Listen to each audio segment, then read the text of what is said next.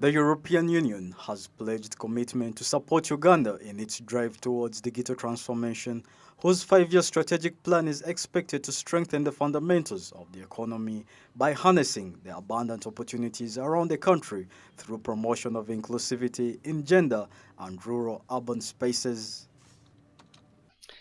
In addition to the EU's high-level commitment, digital transformation also forms an integral part of the development cooperation of the European Union delegation here in Uganda. And to this end, the digital agenda has been integrated across all 3 priorities of our cooperation with Uganda. Specifically, we will seek out opportunities to work on connectivity, e-governance, financial inclusion, skills, entrepreneurship and innovation, and the legal and regulatory framework.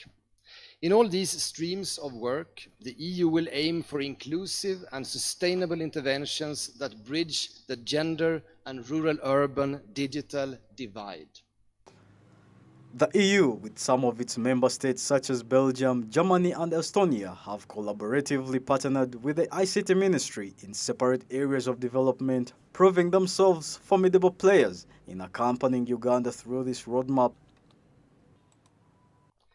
Together with the Ministry of ICT and National Guidance, Team Europe has leveraged technical assistance to explore the possibility of transforming post offices into e-government service centers.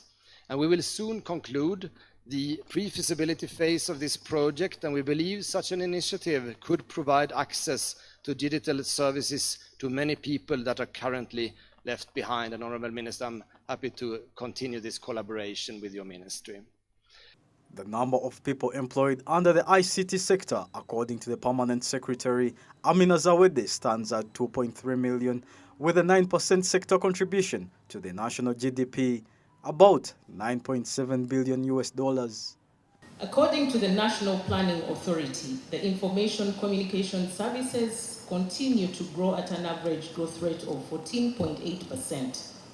And the contribution of ICT to our GDP is estimated at over 9%, which contributes about $9.7 billion to our GDP. And in addition, apart from not only generating revenue alone, we also look at, the proportion of employment in the ICT sector. We have about 2.3 million people that have been documented to be employed under the ICT sector, but the number continues to grow. And that is why we are harnessing the digital transformation. This comes as the country aims to transform its society to be technologically centered while bridging the West Africa divide. As a ministry, we see how do we integrate ICT to become part and parcel of our everyday life, wherever we are and whatever we are doing.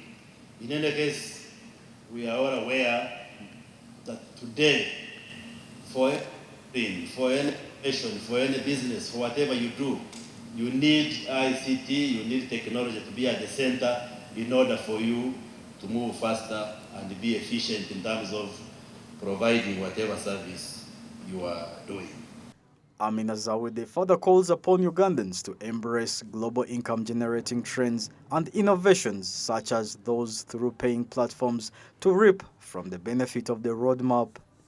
So when I bring this closer to home, we now have some Ugandan creators who are earning as much as $10,000 a month from some of these platforms through just generating content. Yesterday I was with Elsie and they told us we had become content generators, just dancing and putting us online.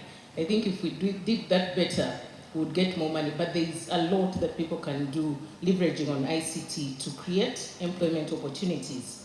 YouTube alone shares more than 50% of its $29 billion annual revenue with content creators. Imagine the potential this creates for our young people in Uganda. Not only creating content, but also developing, systems or innovative ideas that we can leverage on to improve the lives of our Ugandans.